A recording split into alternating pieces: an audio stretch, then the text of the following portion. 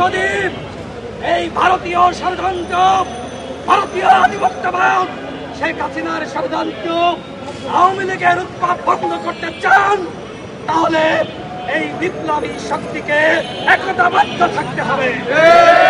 Doctor Mohammad ইউনূসকে বলবো, এই স্বরাষ্ট্র উপদেষ্টাকে ঝাঁটিয়ে বিদায় করেন। এই যে আমরা যারা বিপ্লবী, যারা হাসিনার পতন ঘটিয়েছি, আমরা রাজপথে নেমে হাসিনার বিরুদ্ধে স্লোগান দিয়েছি। সেই বিপ্লবী শক্তির বিরুদ্ধে আজকে ষড়যন্ত্র শুরু হয়েছে। সেই বিপ্লবী শক্তিকে পরিকল্পিতভাবে বিভক্ত করা হয়েছে। সরকারের 11 মাসে সরকারের অর্জন আমাদেরকে বিভক্ত করেছে। আমরা যদি এইভাবে বিভক্ত হয়ে যাই, তাহলে ওই হাসিনা আবারও ফিরে আসবে। আমি বাংলাদেশ সেনাবাহিনীকে ধন্যবাদ জানাই। সেনাবাহিনী এনসিপির শীর্ষ নেতৃবৃন্দকে সেনাবাহিনীর এপিসিতে করে রক্ষা করেছে। আমরা গণ অধিকার পরিষদের পক্ষ থেকে শুরু থেকেই বলে আসছিলাম, এনসিপির যে সকল নেতৃবৃন্দ আক্রান্ত হয়েছে, শহীদ আক্তার, আক্তার এবং সার্ভিস থেকে শুরু করে যারা, এবং একই সাথে যে সকল নারী নেত্রীরা, আমরা দেখেছি ফেসবুকে তারা আত্মচিৎকার করছে, ফেসবুকে পোস্ট করছে। আমরা তাদের সহযোদ্ধা হিসেবে তাদের পাশে দাঁড়িয়েছি। গণ অধিকার পরিষদ মনে করে আমরা যারা এই জুলাইয়ের শক্তি, আমাদের ভিতরে একতা থাকতে হবে। আমি এই সেনাবাহিনীকে ধন্যবাদ জানাচ্ছি। আজকে বিপ্লবের নেতা এনসিপির নেতাদেরকে তারা যেভাবে রক্ষা করেছে, এইখানে যেভাবে ছাত্রলীগের বিরুদ্ধে তারা রুখে দাঁড়িয়েছিল, সেনাবাহিনীর একজন তো ভারত যেতে পারত না, পুলিশ তো পালিয়েছে না? হ্যাঁ, সেইখানে কিছু সংখ্যক পুলিশ তারাও কিন্তু ছাত্রলীগ যুবলীগকে প্রতিহত করেছে।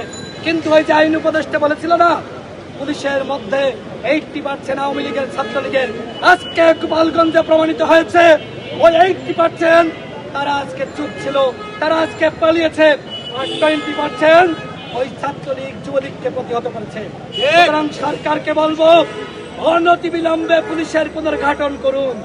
অনতিবিলম্বে পুলিশের ন্যূনতম এই বিপ্লবীদের মধ্য থেকে 50,000 ছাত্র যুবক যারা এই বিপ্লবে ভূমিকা রেখেছে, 50,000 নতুন পুলিশ সদস্য নিয়োগের ব্যবস্থা করুন।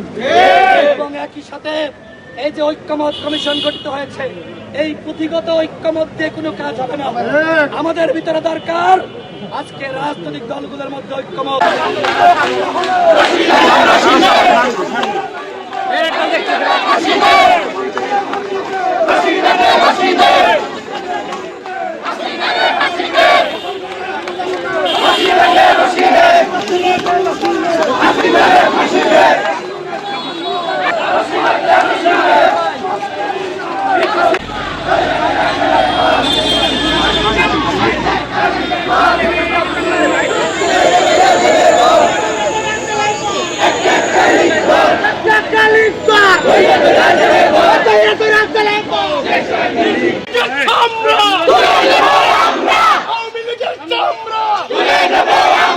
গোপালগঞ্জের গোলাপি, গোপালগঞ্জের গোলাপি, একটা কালিক দল, একটা কালিক দল, আওয়ামী লীগের চামড়া, আওয়ামী লীগের চামড়া, একটা কালিক দল। গোপালগঞ্জে হামলা কেন? গোপালগঞ্জে হামলা কেন?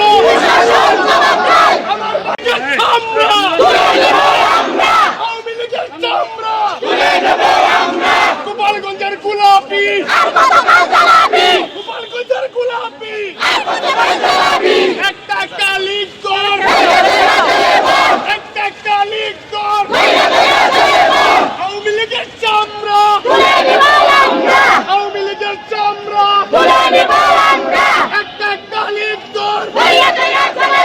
গোপালগঞ্জে হামলা কেন?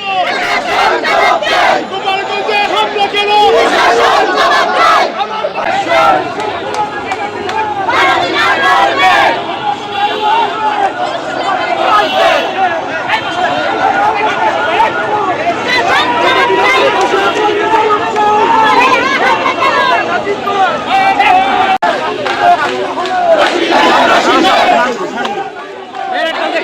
হাসিনা